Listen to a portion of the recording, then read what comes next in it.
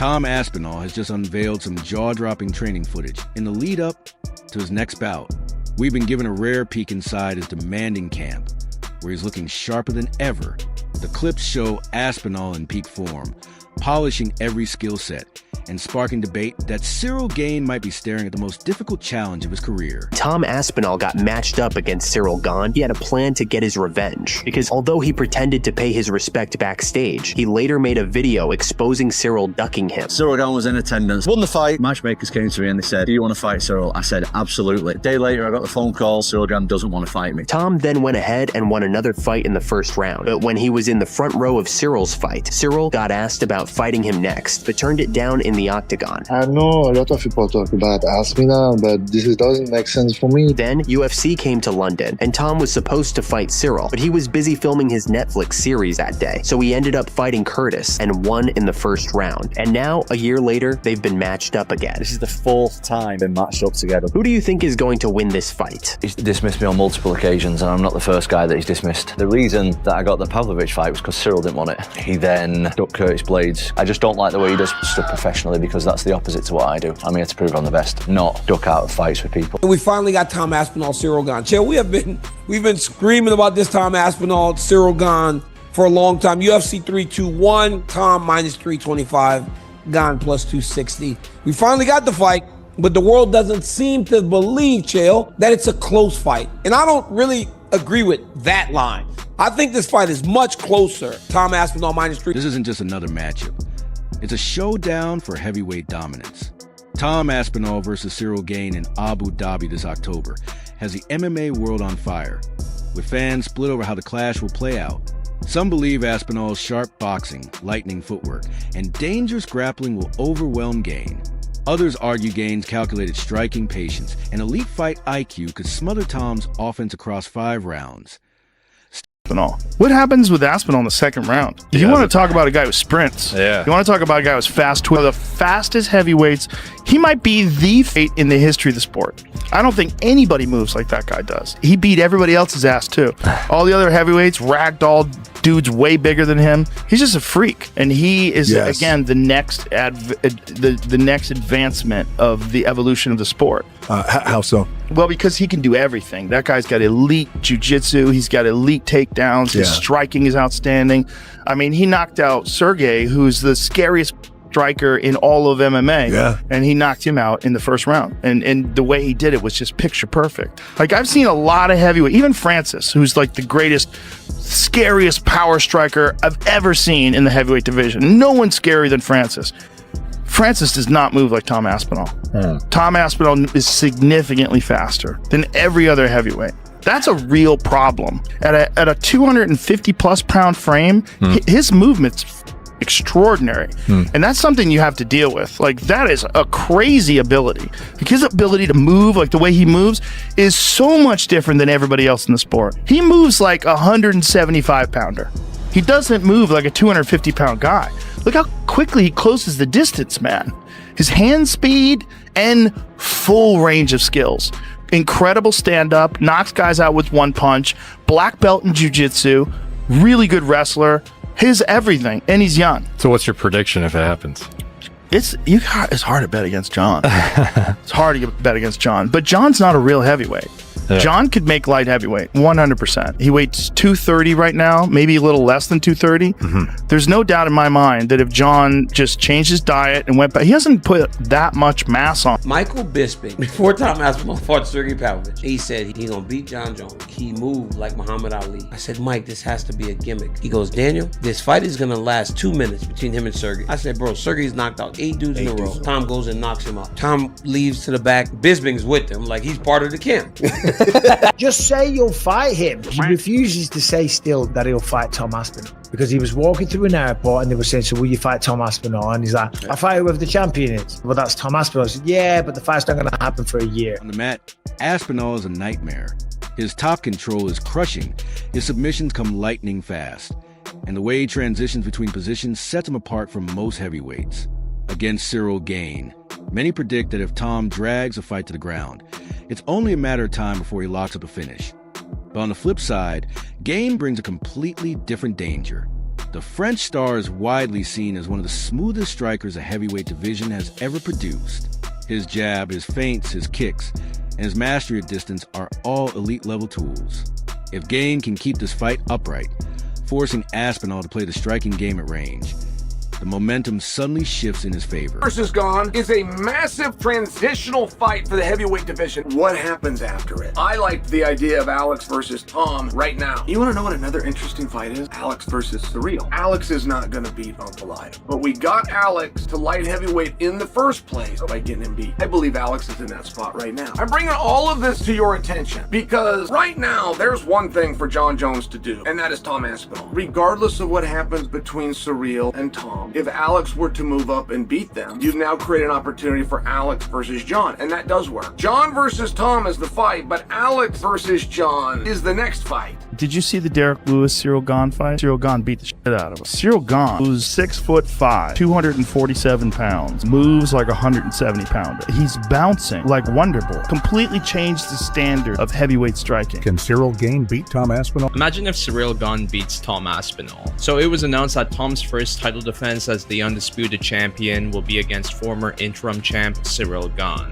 And although me and many others are siding with Tom, we also can't forget that this is the heavyweight division and one shot could change it all. So imagine after everything that happened at heavyweight, Ciryl Gane captures the undisputed belt. But more importantly, how will that affect Jon Jones' legacy? Because you know that if Ciryl beats Tom, Jon will use MMA math to show everyone why he never had to fight Tom since he defeated Ciryl so easily. Even if Tom wins but has a tough time in doing it, Jon will still be at it. Personally, I don't think this changes the fact that Jon was ducking Tom as he saw him as a dangerous matchup. But what do you think? Ciryl Gane is a fantastic striker. I mean, he's one of the most beautiful strikers in the heavyweight division. He does wild stuff. You ever see how he throws that front kick from a side stance? And he throws it like a twisting kick? He stands like southpaw, right? And he bobs around like this. And he's totally sideways, and he twists his foot out. Twists his foot out like a twisting kick. He did a lot of them against Tai Tuivasa. He's so fast, man. He just does this weird thing where he stands sideways, and instead of the front kick going like this, like straight out, the front kick goes like this.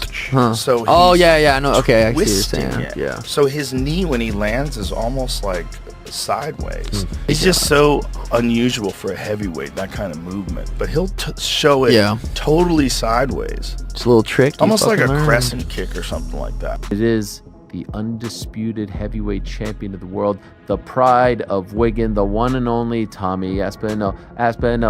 Tommy Aspinall. Na. Tommy Aspinall. Tommy defending his undisputed gold, technically for the very first time, against the pride of France, the French prince himself, Bon Gamin himself, the one and only Ciryl Gane. These two have been going back and forth for the better part of 2, maybe 3 years.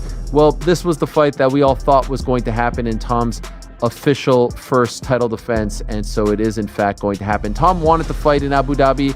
That was the sense that we got when he became undisputed champion. He didn't want to wait for New York. Let's be honest, the tax is a little better over there in Abu Dhabi compared to New York for an Englishman, for anyone, if we're being 100% honest. And so he wanted to be active. He wanted to fight in October. He wanted to fight in Abu Dhabi. It's closer to home, and so they oblige. And you'll recall a few weeks ago I said, it's looking like Magomed and Alex, October 4th. It's looking like Tom versus Ciryl, October 25th. And it's looking like JDM versus Islam in New York. That would be the next pay-per-view. Now, that hasn't been officially announced. That hasn't been signed, sealed, and delivered. But at this point, I would be surprised. Supporters of Gane point to his patience, composure, and knack for making opponents miss as the qualities that could tip the fight in his favor. But this is also where the criticism comes in. Gane has been under fire ever since his loss to Jon Jones, when he was taken down almost immediately and submitted within minutes. Many believe his ground game is his biggest vulnerability, with shaky takedown defense that could prove disastrous against a well-rounded fighter like Aspinall. Like kind of just a little bit above me all the time. Fight never materialised. He turned me down a couple of times, to be honest. That's already a sick fight card. Obviously, with Tom Aspinall and Ciryl Gane, Jalta Almeida and Volkov being the co-main event, if they are, just being on the fight card, they're going to be a backup fighter if anything happens to the main event. What's your thoughts on Volkov versus Gane? Sorry, Aspinall versus Gane. I mean, I think it's the next best thing that we could get right now with John Jones not being able to do it and stepping away. And I think it's going to be interesting to see what Tom's plan is going to be, because I think on the feet, they're pretty evenly matched. I think it could be fun on the feet, but I think there's definitely a huge advantage for Aspinall when it comes to the wrestling and the grappling. And I think he'd be silly to not at least attempt to make it a bit of a grappling match and try to get the ground and pound, take him down. And we'll see. If he can defend takedowns, it could be a lot of fun. But if not, I think Tom can make some quick work. But there's a lot of pressure on Tom, man. We were talking about it on the pre-show this weekend that, you didn't get the Jones fight. You waited all this time, and now you've got to fight somebody else. And it's always tough because you want to win that one to really prove to everybody that, yeah, you are that guy. You are the great. You are the best. You're the reason John didn't want to take this fight, blah, blah, blah. If you go and lose that one, you just... Yeah. Well, we haven't had guests on for a little bit because I've just been all over the place and very, very busy and all the rest of it. So I'll reach out to Tom and see if we can get him on next week, and we'll start getting some guests on again. Tom isn't the type of guy that talks shit usually, but he did do a video where he was talking a little bit of shit about Ciryl Gane, saying that he wanted to fight Ciryl multiple occasions. He flew out to Paris. Oh yeah, go on, press play here. Finally, we're back after over a year hiatus. Me and Ciryl finally signed on the dotted line. This is the 4th time we've been matched up together. He turned down the fight early on before we were both in the rankings. After that, he fought Spivak. I said in a post-fight interview after I beat Tabora, I'm going to go to Paris. I'm going to be sat front row for Ciryl Gane against Sergey Spivak. I'm going to beat the winner, and then I'm going to beat John Jones. I went to Paris. Ciryl, unfortunately, turned down the fight on a second occasion. Third occasion, fought Curtis Blades. The original opponent was Ciryl Gane. Unfortunately, Ciryl Gane was busy that day. Ciryl was filming his Netflix series. Can't remember what it's called, but I'm sure you can check it out now on Netflix. And now we are matched up for the 25th of October, Abu Dhabi. Me and Ciryl. The 4th attempt is here, and this is Cyryl's 3rd title shot. So we are going to try and get rid of Ciryl Gane from the title picture for good.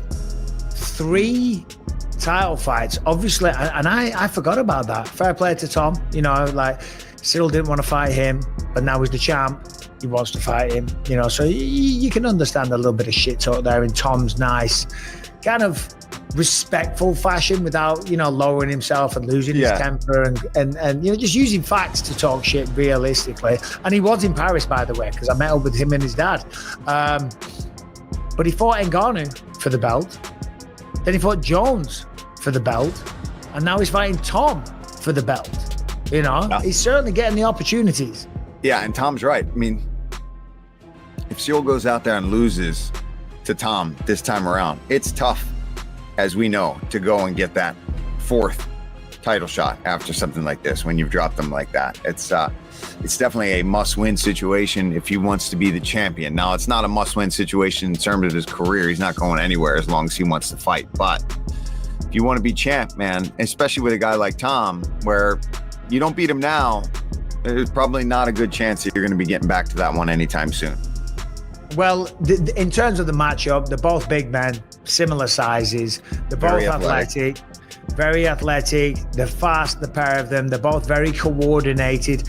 I think if I had to give an advantage to Ciryl, it'd be in the, maybe. On the other hand, fans highlight Gane's fight IQ and the way he dismantled opponents like Derek Lewis and Tai Tuivasa. They argue he's got the striking arsenal to pick apart Aspinall's defense if the fight stays on the feet. Be able to take him down if he chooses to. So if Ciryl Gane isn't training in Dagestan for 2-3 months, years, days, weeks, or Arkansas. Or Arkansas, brother. Yeah, he's just go down there with brass. Get up there with brass. If he's not just solely working on his grappling, then he's a fool. Yeah. And by the way, Tom's probably got bigger power. Tom might just knock him out on his feet as well. And I'm not saying that Ciryl can't be a force and Ciryl can't compete and Ciryl can't surprise us all, because he can. And Tom knows that. That's why he'll train accordingly. But the grappling is a big question mark.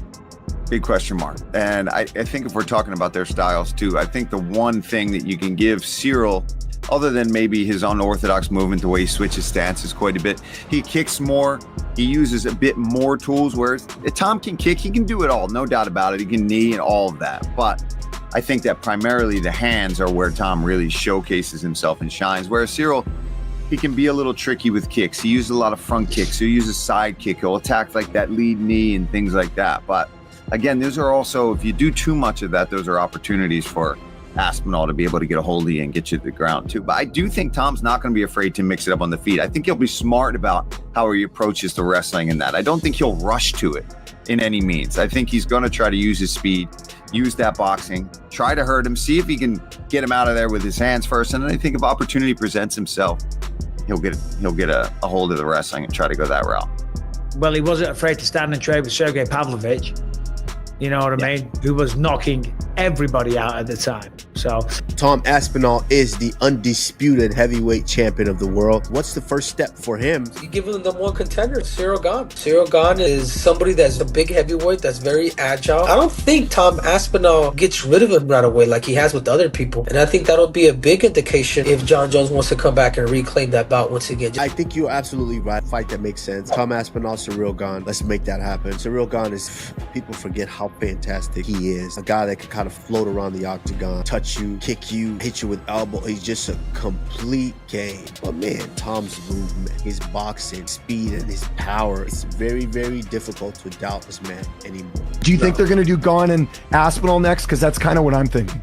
Yeah, I heard they're doing I don't know if I heard this from you or my homie Archie, that they're doing a card in France in August. That is happening. I think the card in but Paris. That would be weird if I'm Tom. I'm like, yo, I'm not going to France to defend my belt. But maybe he does, because Tom seems like he just wants to fight. So I get that. Yeah. Well, it's also shorter for Tom too, right? If he is fighting in Paris, right, as opposed to him fighting in the States. So maybe there's some incentive there. I don't know. I'm not sure, but I agree with you. He should be fighting in the UK. I think Ciryl Gane will beat Aspinall. Serious? Yeah, I think he'll do it. I think Aspinall will go into the fight emotional. I think he'll be irritated by the fact that it's been a year out.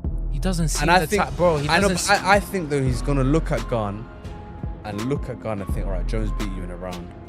I'm gonna do worse to you, and I think he's not gonna take Gane as seriously as you should have.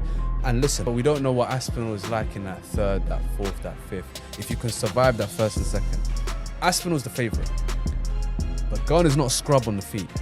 Gane's still technically kickboxing range. He's a better striker. Aspinall packs a punch. He's the heavier puncher. He's got the heavier hands. Boxing wise, he's probably a better boxer as well. Speed, bro. But Gane is quick, bro. Yeah. Gane is not slow, and Gane's kicks and his range. What makes the showdown so compelling is that both men are masters in very different areas, and both are still fairly early in their UFC journeys. Aspinall is out to show he's the future of the division. The fighter John Jones has steered clear of a heavyweight who can dictate the fight wherever it goes. Gane, meanwhile, wants to silence the critics and prove he's more than just a slick striker. He's determined to show he can round out his game and still claim UFC gold. Like John Jones, that's just not how it works, man. You can't be like, oh yeah, I deserve a title shot now. No, you don't. You've had 2 goals, you lost them both. It's almost an unfair comparison, right? When we talk about pressure versus pressure, everybody's under tremendous pressure. But I guess when you kind of look at it from not just pressure, but potential legacy and career and what's on the line, I think it's hard to not go with Tom Aspinall because the heavyweight division is on the line. If Gane goes in and beats him, no disrespect to Gane, love the guy, the heavyweight division loses a lot of respect. Even if Tom goes out there and it's a close fight, or he gets dropped and then has to come back or something, like, the heavyweight division has so little respect right now, probably deservedly so, I think. You know, even with Gane getting his 3rd title shot in a couple years, like, Tom has to show that he is the heavyweight division. You know, he has to prove that to the world. Like, I am, you know, the heavyweight division's not just shit, but like, I'm so good that the heavyweight division is shit, right? This is kind of his thing that he has to go out there and prove to the world. And if he goes out there and loses to Gane, you know, the division already is not respected.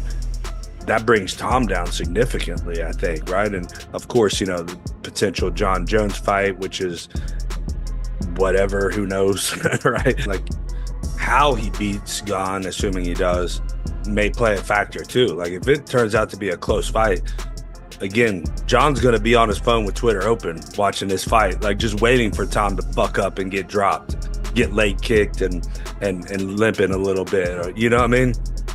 John can't wait for that moment. The question now is simple. Will Tom Aspinall's terrifying training translate into complete domination, or will Ciryl Gane rise to the occasion, silence the critics, and prove that his striking brilliance is enough to dismantle one of the UFC's most dangerous rising stars? The training clips have only added more fuel to the fire. Watching Aspinall move with that kind of speed, throwing crisp combinations, and rolling through grappling drills has many convinced he's operating on a different level than the rest of the division. Some fans insist Gane won't stand a chance once Tom closes the distance. Others dismiss the footage, pointing out that Gane has already shared the cage with top contenders, has thrived under the brightest lights, and knows how to manage the pressure. I end the bigger picture. This fight is about more than just two heavyweights.